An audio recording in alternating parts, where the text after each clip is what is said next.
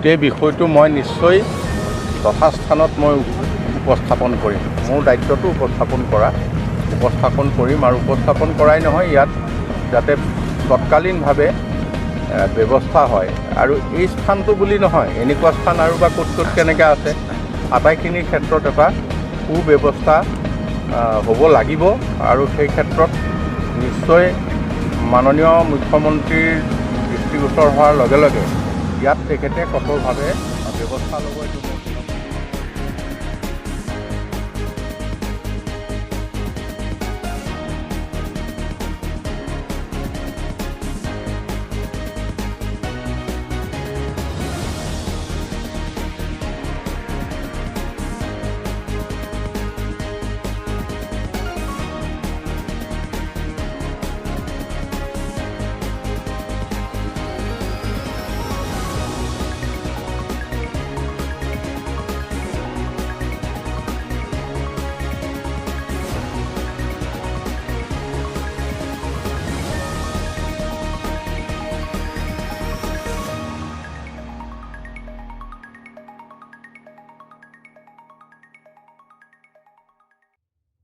News কৰিলে তেওঁলোকে আহে, পাৰ্চনেলি লগ কৰে, সংগঠনৰ মাধ্যমতে লগ কৰিবলৈ, কিন্তু কামখিনি নকৰে। এইটো তাৰমানে অনাকাংক্ষিত নহয়, বাৰম্বাৰ কৈ আছিলোঁ এনেকুৱা ঘটনা ঘটিব। গতিকে NHIDCL বা যিকেইটা সংস্থা আছে, ধৰক RIPL এইটো কাম কৰি আছে, এইখিনি কথা মানে এটা চৰ্চালৈ অহা নাই।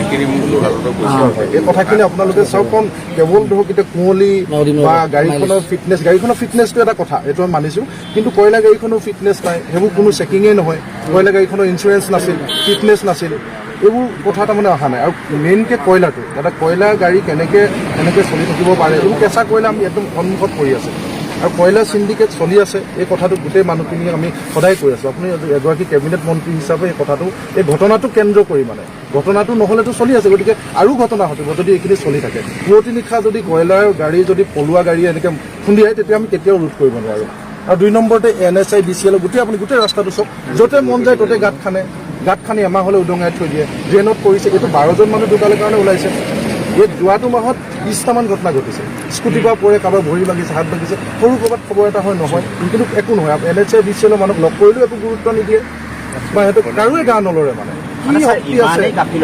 মই যিখিনি মুখ্যমন্ত্ৰীৰ নিশ্চয় দৃষ্টিগোচৰ হ'ব বা তেওঁ ইনিচিয়েটিভ লৈ আছে তেখেতে, আৰু মই আশা কৰিছোঁ সেইখিনিও চলাও হ'ব।